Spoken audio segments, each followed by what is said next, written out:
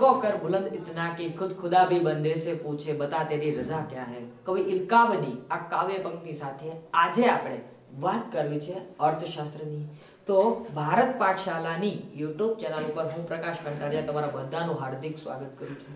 મિત્રો આજે આપણે કંઈક આવું ભણવું છે કે તમે કોરોના કાળ દરમિયાન અર્થશાસ્ત્ર ધોરણ 11 માં અર્થશાસ્ત્રને ભણ્યા જ નથી, તો મારે ખાલી તમારી સમક્ષ એવા પોઈન્ટ મૂકવા છે કે જે તમને ખબર હોવી જોઈએ કે શું શું તમારી ટેક્સ્ટ બુકમાં આપેલું છે। વિડિયો થોડોક લાંબો પણ બની શકે તો વિડિયોને સંપૂર્ણ જોવાનો પ્રયત્ન કરજો। એ પહેલા અમારી ચેનલને હજુ સુધી તમે સબસ્ક્રાઇબ ન કરી હોય તો સબસ્ક્રાઇબ કરી લેજો, લાઈક આપી દેજો, શેર કરી નાખજો, કમેન્ટ કરી નાખજો। મિત્રો શરૂઆત આપણા અર્થશાસ્ત્રની કંઈક આવા ટોપિકથી થાય છે। અમુક અર્થશાસ્ત્રીઓ છે એમના પુસ્તકો કે જે વારંવાર કોમ્પિટિટિવ એક્ઝામમાં પૂછાતા હોય અને તમારી એક્ઝામમાં પણ એમસીક્યુ સ્વરૂપે જોવા મળતા હોય, તો એ પુસ્તકો તમે જોઈ રહ્યા છો। એરિસ્ટોટલનું એક પુસ્તક છે, એરિસ્ટોટલનું નામ તમે સાંભળ્યું હશે, બરાબર? એમનું પણ એક પુસ્તક છે, તમે જોઈ રહ્યા છો ઓઇકોનોમિકા। આ શું છે? એરિસ્ટોટલનું એક પુસ્તક છે। આ પુસ્તક પણ કોમ્પિટિટિવ એક્ઝામમાં તો પૂછાય જ છે, સાથે સાથે ધોરણ 11 ની જે સત્રાંત કે અથવા તો વાર્ષિક પરીક્ષા હોય એમાં પૂછાય એમસીક્યુ સ્વરૂપે, વીએસક્યુ સ્વરૂપે પણ પૂછાતું હોય। તો બંને રીતે તમારે યાદ રાખતું જવાનું છે કે એરિસ્ટોટલ દ્વારા લખવામાં આવેલું પુસ્તક કયું છે, તો તમારો જવાબ આવે ઓઇકોનોમિકા, બરાબર? ઇકોનોમિક્સ પરથી અર્થશાસ્ત્રના શબ્દની ઉત્પત્તિ થઈ, એના વિશે પણ તમને ખ્યાલ હોવો જોઈએ। ત્યારબાદ એડમ સ્મિથ, જેને અર્થશાસ્ત્રમાં શું કહેવામાં આવે છે? એડમ સ્મિથને અર્થશાસ્ત્રમાં એક ઉપનામ મળેલું છે, એ ઉપનામ શું છે, બરાબર? તમારે એ મને કમેન્ટ સેક્શનમાં કહેવાનું છે। એડમ સ્મિથ તો એનો એક પુસ્તક છે, બહુ લાંબુ પુસ્તકનું નામ છે અન ઇન્ક્વાયરી। જો શું કીધું છે? An inquiry into the nature and causes the wealth of nation. જો શું કીધું છે? An inquiry into the nature and causes the wealth of nations. તો આ પુસ્તકને ટૂંકમાં તમે વેલ્થ ઓફ નેશન ના પુસ્તક તરીકે ઓળખો છો। તો આવી રીતના પ્રશ્ન પૂછે કે વેલ્થ ઓફ નેશન પુસ્તક કોનું છે? એડમ સ્મિથનું છે। કોનું છે? એડમ સ્મિથનું છે। તો આ પુસ્તકના રચયિતા પણ વારંવાર પૂછાતા હોય તો એને પણ તમારે યાદ રાખવાના। ત્યારબાદ આલ્ફ્રેડ માર્શલ। આ આલ્ફ્રેડ માર્શલ બહુ મહાન હસ્તી છે જેણે માંગનો નિયમ આપેલો છે। શેનો નિયમ? માંગનો નિયમ આપેલો છે। કોના દ્વારા માંગનો નિયમ આપવામાં આવેલો છે ભાઈ? તો યાદ રાખજો, આલ્ફ્રેડ માર્શલ દ્વારા માંગનો નિયમ આપવામાં આવેલો છે। આલ્ફ્રેડ માર્શલનું પણ એક પુસ્તક છે, એ પુસ્તકનું નામ છે પ્રિન્સિપલ્સ ઓફ ઇકોનોમિક્સ। શું નામ છે? Principles of economics. મિત્રો આ જીપીએસસી જેવી એક્ઝામમાં પૂછાતા પ્રશ્નો છે। તમે ધોરણ 12 માં અને ધોરણ 11 માં જે અર્થશાસ્ત્ર વાંચો છો, ભણો છો, એ જીપીએસસી ક્લાસ 1-2 ની એક્ઝામમાં પૂછાતા પ્રશ્નો છે, એટલે આ પણ યાદ રાખતા જવા વિદ્યાર્થી। ત્યારબાદ રોબિન્સ કરીને એક અર્થશાસ્ત્રી આવે છે, આ બધા અર્થશાસ્ત્રીઓ છે, એમનું પણ એક પુસ્તક છે nature and significance of economics. Nature and significance of economics આ કોનું પુસ્તક છે? આવો પ્રશ્ન પૂછાય તો રોબિન્સન્સ એનો જવાબ આવે છે, બરાબર? અને વર્લ્ડ ફેમસ તમે જાણો છો કૌટિલ્ય, ચાણક્ય, જેનું બીજું નામ છે। તો આ ચાણક્યનું પુસ્તક કયું છે? અર્થશાસ્ત્ર, જે પણ વારંવાર રિપીટ થતું હોય। તો આ બધા જ પુસ્તકો છે જે અર્થશાસ્ત્ર સાથે સંકળાયેલા છે। તો આ તમામ પુસ્તકોને તમારે યાદ રાખવાના, આમાંથી તમારી એક્ઝામમાં પણ પ્રશ્નો આવી શકે। ત્યારબાદનો મિત્રો ટોપિક આવે છે માંગ, જેને આપણે ડિમાન્ડ કહીએ। શું કહીએ? ડિમાન્ડ કહીએ છીએ। તો આ માંગ, બરાબર? માંગમાં શું આવે? તો માંગનો અર્થ આવે, માંગનો નિયમ આવે, માંગના નિયમને અસર કરતા પરિબળો આવે। તો આ પરિબળો વિશે પણ જો તમારે ડીપમાં જાણવું હોય તો અમારી ભારત પાઠશાલા એપ્લિકેશન છે, જેની લિંક નીચે ડિસ્ક્રિપ્શનમાં આપેલી છે, ત્યાં જઈને તમે જોઈ શકો છો। મિત્રો માંગ, ડિમાન્ડની વાત કરીએ તો વસ્તુ કે સેવાની માંગ હોવી, બરાબર? વસ્તુ કે સેવાની જરૂરિયાત હોવી એને ડિમાન્ડ કહેવામાં આવે છે। માંગમાં માંગ રેખા આ એક ટોપિક આવે છે તમારે। માંગ રેખા કેવો ઢાળ ધરાવે છે? આવો પ્રશ્ન વારંવાર રિપીટ થતો હોય છે કોમ્પિટિટિવ એક્ઝામની સાથે પણ। તમારા ધોરણ 11 ની ટેક્સ્ટ બુકની વાત કરીએ તો આ પ્રશ્ન વારંવાર રિપીટ થતો હોય છે। તો યાદ રાખજો, માંગ રેખા ઋણ ઢાળ ધરાવે। ધરાવે. કેવો ઢાળ? ઋણ ઢાળ ધરાવે. આ ઢાળ કહેવાય. તો ખબર પડે ને તમને, આને શું કહેવાય? ઢાળ કહેવાય. તો ઋણ ઢાળ ધરાવે છે માંગ રેખા. માંગનો નિયમ આપનાર અર્થશાસ્ત્રી. તો માંગનો નિયમ આપનાર અર્થશાસ્ત્રી વિશે મેં તમને શરૂઆતના જ 2-3 મિનિટમાં કહી દીધું. કોણ છે ભાઈ? Alfred marshal. આલ્ફ્રેડ માર્શલ, જેની વાત આપણે સંપૂર્ણ કરી કે આલ્ફ્રેડ માર્શલ દ્વારા એક પુસ્તક લખવામાં આવ્યું હતું. એ પુસ્તક તમે જોઈ રહ્યા છો, પ્રિન્સિપલ્સ ઓફ ઇકોનોમિક્સ. શું છે એ પુસ્તકનું નામ? પ્રિન્સિપલ્સ ઓફ ઇકોનોમિક્સ, જેના દ્વારા માંગનો નિયમ આપવામાં આવ્યો હતો. શેનો નિયમ? ડિમાન્ડનો. લો ઓફ ડિમાન્ડ કહેવામાં આવે. શું કહેવામાં આવે? Law of demand. બરાબર, લો ઓફ ડિમાન્ડ, જેને માંગ કહેવાય છે. આ ડિમાન્ડનો નિયમ, લો ઓફ ડિમાન્ડ તરીકે જેને ઓળખવામાં આવે છે, એ માંગનો નિયમ આપનાર અર્થશાસ્ત્રી કોણ હતા? આવો પ્રશ્ન પૂછાય તો તમારો જવાબ બનવો જોઈએ કોણ હતા? આલ્ફ્રેડ માર્શલ હતા. તો આ તમામે તમામ ડિટેલ યાદ રાખજો. આમાંથી MCQ તમારી એક્ઝામમાં આવી શકે. ત્યારબાદ પુરવઠો આવે. સપ્લાય કહેવાય છે ને. શું કહેવાય? સપ્લાય કહેવામાં આવે છે. પુરવઠો રેખા પણ આવે. પુરવઠા રેખા, જેમ માંગ રેખા આવે ને એમ પુરવઠા રેખા પણ આવે. તો આ પુરવઠા રેખા કેવો ઢાળ ધરાવે? તો ધન. કેવો?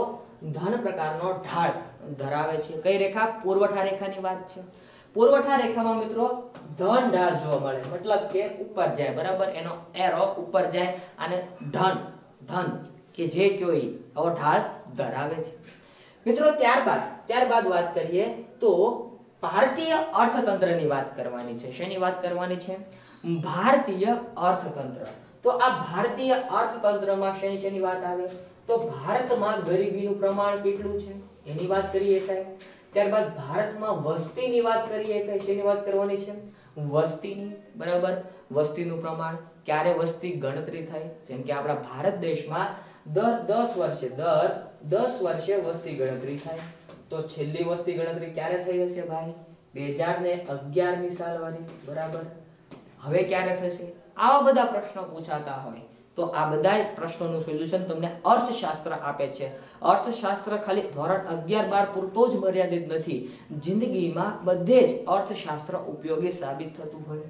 ગરીબીની વાત કરી તો ગરીબીની વાત કરવાની આવે. એમાં ગરીબીના પ્રકારો આવે. ઘર્ષણજન્ય, એ બધા બેકારીના પ્રકારો છે તો એની પણ વાત આવે. બરાબર, બેરોજગારી જેને કહેવામાં આવે છે તો આ બેરોજગારીની વાત આવે.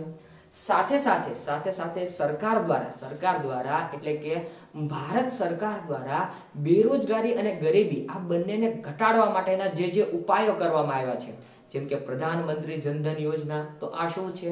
આ એક યોજના છે જે ગરીબી અને બેકારી આ બંનેમાં ઘટાડો લાવવા માટેની યોજના છે. ત્યારબાદ Mahatma Gandhi National Rural Development Act, જેને કહેવામાં આવે છે, બરોબર, મનરેગા તરીકે જેને ઓળખો છો તમે, મનરેગા. તો આ મનરેગા શું છે? તો આ મનરેગા પણ એક યોજના છે. બરાબર, તો એ યોજનાને પણ આપણે યુટ્યુબમાં જ ભણવાની છે.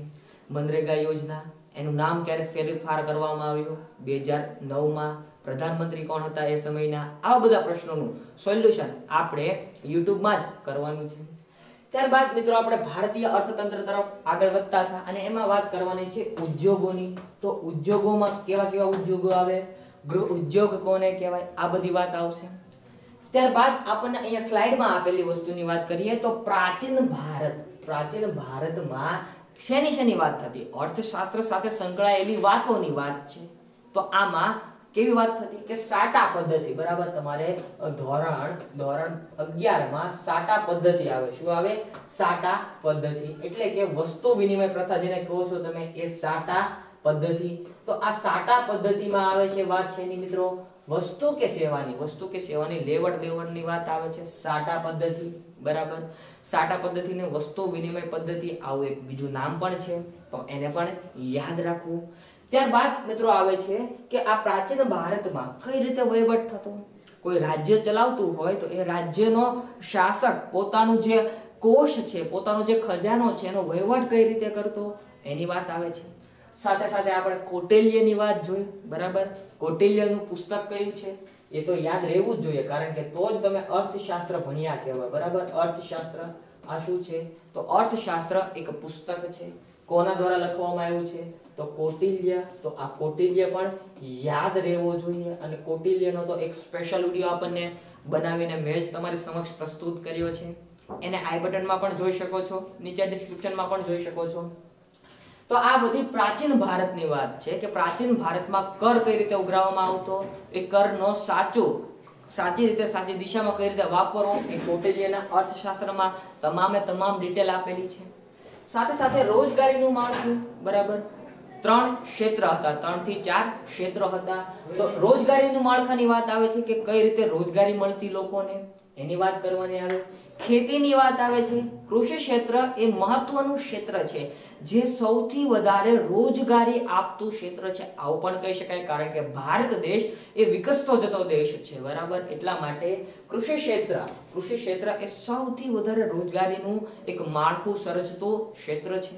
એના હરિયાળી ક્રાંતિની વાત કરીએ તો હરિયાળી ક્રાંતિની પણ વાત આપણા આ અર્થશાસ્ત્રમાં આવે છે. ત્યારબાદ ઉદ્યોગોની વાત કરીએ તો મેં તમને શરૂઆતમાં કીધું કે નાના પાયાના ઉદ્યોગો કોને કહેવાય, મોટા પાયાના ઉદ્યોગો કોને કહેવાય, ગૃહ ઉદ્યોગો કોને કહેવાય, મોટી કંપની કોને કહેવાય, આ બધી જ વાત આ અર્થશાસ્ત્રમાં જોવા મળે છે. અને હજી કહું છું કે આને ડીપમાં ભણવું હોય તો અમારી એપ્લિકેશનમાં બધા જ ટોપિક ડીપમાં આપેલા છે. સેવાઓની વાત કરીએ તો બેન્કિંગની સેવા, બરાબર, આ શું છે? બેન્કિંગની સેવા છે. બેંક એટલે શું, બરાબર, માંગવામાં આવે ત્યારે તરત જ નાણાં આપવાની શરતે જે પૈસા સ્વીકારતી સંસ્થા છે એને બેંક કહેવામાં આવે છે. તો આ બેંક છે મિત્રો, એ બેંક વિશેની વાત આવે છે. બેંકના કેવા ખાતાના પ્રકારો આવે એની વાત આવે છે. બેંકના કાર્યો કેવા છે એની વાત આવે છે. થાપણો સ્વીકારવી અને થાપણો આપવી એ સિવાય ATM, credit card, debit card, Audi, overdraft જેને કહો છો તમે, એ કેશ ક્રેડિટ, આવી બધી વાત શેમાં આવે છે? તો આવી બધી વાત સેવાઓમાં આવે છે. આ સેવાની વાત થઈ ગઈ, જેમાં બેન્કિંગની વાત કરી. ત્યારબાદ વીમાની પણ વાત આવે છે, બરાબર. ધોરણ 12, 11, 12. તો 11માં તમે વાણિજ્ય વ્યવસ્થાના સંચાલન ખોલો તો એમાં ધંધાકીય વ્યવસાય અને ધંધાકીય વ્યવસાય સાથે સંકળાયેલી સેવાઓ, આવો એક યુનિટ આવે છે સ્પેશિયલ, એમાં વીમાની સેવાની વાત આવે છે. તો વીમાની પણ વાત કરીએ છીએ. ત્યારબાદ આગળ વધીએ તો આર્થિક સુધારાઓ, આ પણ એક જાણવા જેવા છે. આર્થિક સુધારાઓમાં શેની વાત આવે છે? તો ઉદારીકરણ. સરકાર ઉદાર બની, બરાબર. સરકાર, કેન્દ્ર સરકારની વાત છે. કોની? કેન્દ્ર સરકાર એ ઉદાર બની, બરાબર. કેન્દ્ર સરકાર કોના તરફ ઉદાર બની? તો નવી કંપનીઓ સ્થાપવા જેને પ્રોત્સાહન આપવામાં આવે એને ઉદાર નીતિ કહેવામાં આવે છે. તો આ ઉદાર બની કોના સમક્ષ? તો મોટી કંપનીઓ, બરાબર. વર્લ્ડની જે કંપનીઓ છે એ ભારતમાં આવે અને ઇન્વેસ્ટ કરવા લાગી. તો આમાં શું લાગુ પડ્યું? ઉદારીકરણની નીતિ લાગુ પડી. ખાનગીકરણ, પ્રાઇવેટાઇઝેશન જેને કહેવામાં આવે છે, તો પ્રાઇવેટ વસ્તુઓ બનવા લાગી. અત્યારે રેલવે પણ પ્રાઇવેટ થવા લાગ્યું છે, તમે જાણો જ છો એના વિશે. વૈશ્વિકીકરણ, બરાબર.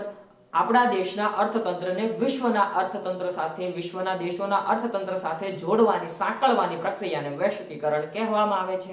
તો આ વૈશ્વિકીકરણની પણ પ્રક્રિયા શેના કારણે શક્ય બની છે? અર્થશાસ્ત્રના કારણે. મિત્રો, આ જે ઉદારીકરણ, ખાનગીકરણ અને વૈશ્વિકીકરણ છે એને એલપીજી સિસ્ટમ કહેવાય. શું કહેવાય? એલપીજી સિસ્ટમ કહેવાય. લિબરલાઇઝેશન, પ્રાઇવેટાઇઝેશન અને ગ્લોબલાઇઝેશન, આ 3 એલપીજી સિસ્ટમ છે. મિત્રો 1991માં જે નીતિ બહાર પાડવામાં આવી હતી, ઔદ્યોગિક નીતિ જેને કહેવામાં આવે છે, આ ઔદ્યોગિક નીતિમાં શેની વાત કરી હતી?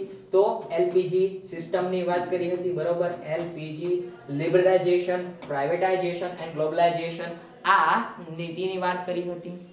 આ નીતિ કોના સમયમાં બહાર પડી? તો પીવી નરસિમ્હા રાવ. તો આ પીવી નરસિમ્હા રાવ કોણ હતા? પીવી નરસિમ્હા રાવ એ આપણા ભારત દેશના એ સમયના પ્રધાનમંત્રી હતા. અને આ સાલવારી તો તમને યાદ રહેવી જોઈએ, કારણ કે સ્કેમ્પ 1992, બરાબર. તમે આ વેબ સિરીઝ બહુ જોઈ હશે, એ આની સાથે જ સંકળાયેલી થોડી નાની એવી બાબત છે, એટલા માટે, બરાબર. તો આ પીવી નરસિમ્હા રાવ 1991ની સમયની વાત છે, ઔદ્યોગિક નીતિની વાત છે. આમાં એ વખતના નાણાં મંત્રી કોણ હતા? કોમ્પિટિટિવ એક્ઝામ દેતા હોય અને તમે જો વિડિયો જોવો છો તો આવો પ્રશ્ન પણ પૂછાય છે, બરાબર ને, કે 1991માં જે ઔદ્યોગિક નીતિ બહાર પડી હતી એમાં નાણાં મંત્રી કોણ હતા? તો તમે મનમોહન સિંહને ઓળખો છો, બરાબર. શાંત સ્વભાવના આપણા એવા પ્રધાનમંત્રી હતા. એ વખતે એટલે કે 1991ની સાલવારી દરમિયાન તે કોણ હતા? નાણાં મંત્રી તરીકે પોતાની ફરજ બજાવતા હતા. તો આવી તમામ ડિટેલો અર્થશાસ્ત્રમાં તમને જોવા મળે છે. મિત્રો વાત કરી લીધી આપણે ઉદારીકરણ કોને કહેવાય. એમઆરટીપી એક્ટ આવ્યો હતો બરાબર. એમઆરટીપી એક્ટ ના સ્થાને ઘણા નવા ફેરફાર થતા ગયા. ફેમાના સ્થાને ફેરા આવ્યો, તો ફેરાના સ્થાને ફેમા આવ્યો. આ બધાની વાત અલગ અલગ છે અને એ અલગ અલગ જાણવા માટે તમારે અમારી એપ્લિકેશન લેવી પડે.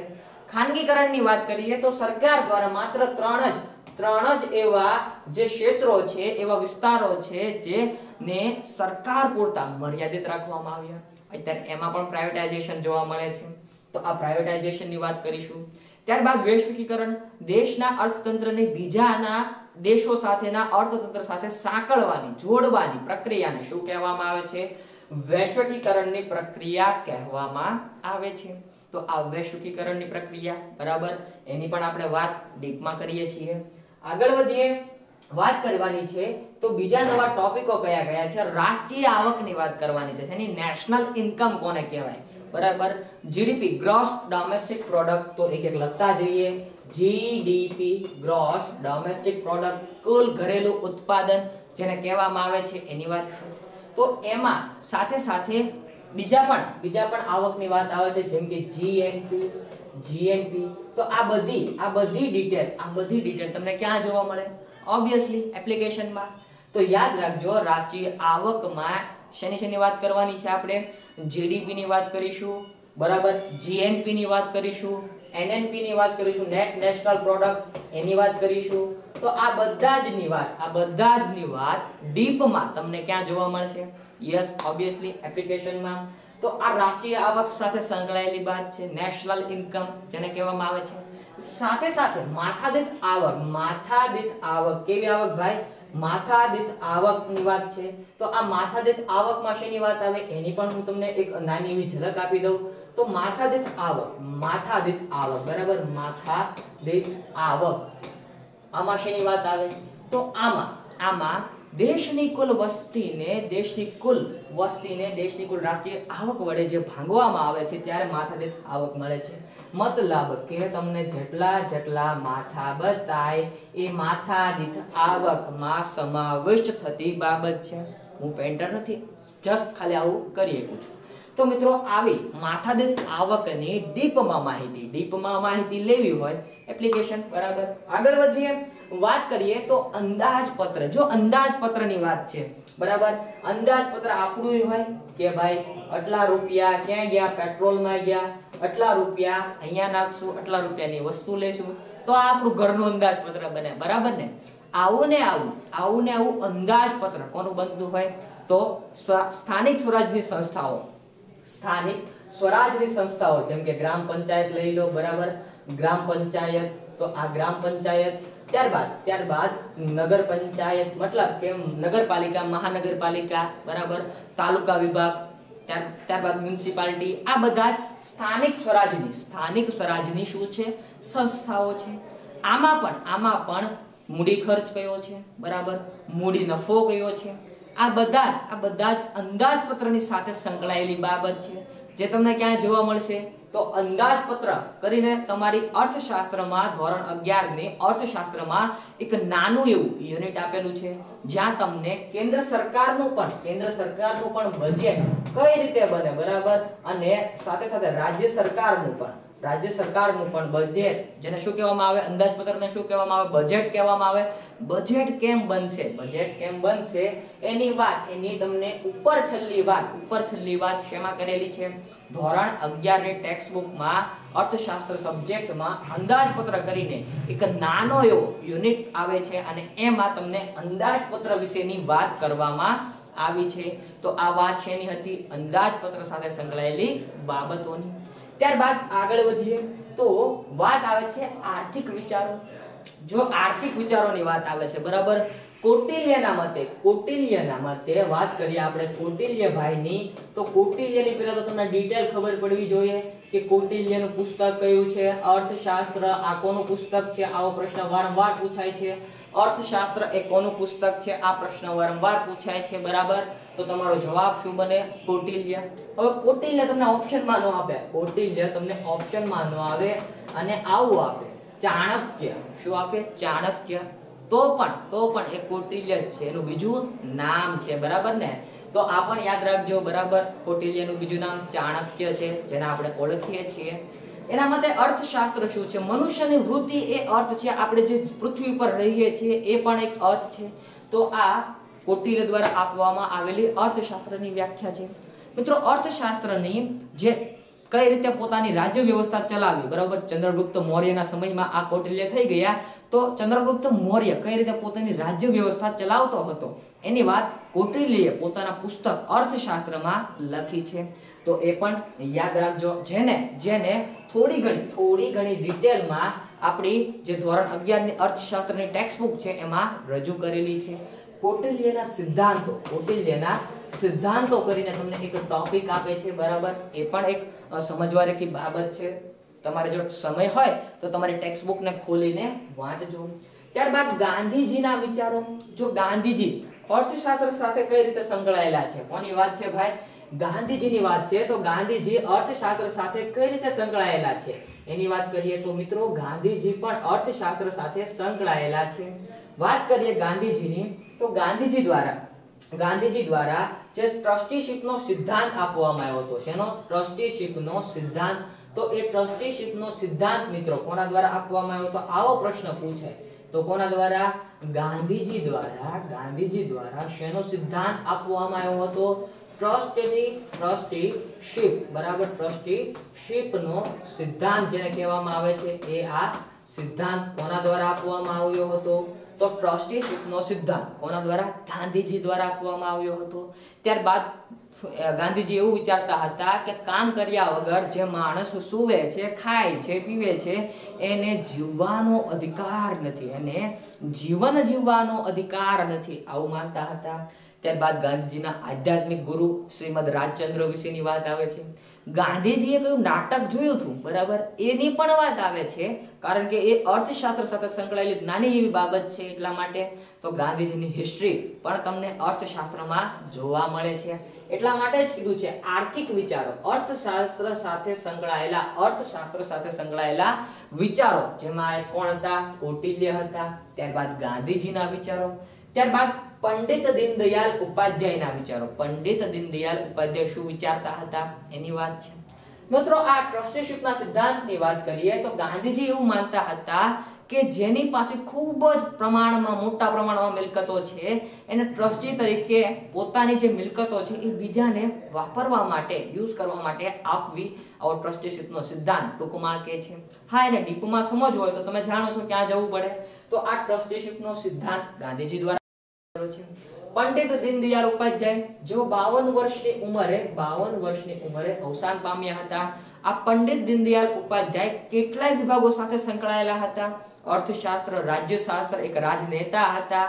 તો આવા તમામ વિભાગો સાથે આ પંડિત દીનદયાળ ઉપાધ્યાયજી સંકળાયેલા હતા.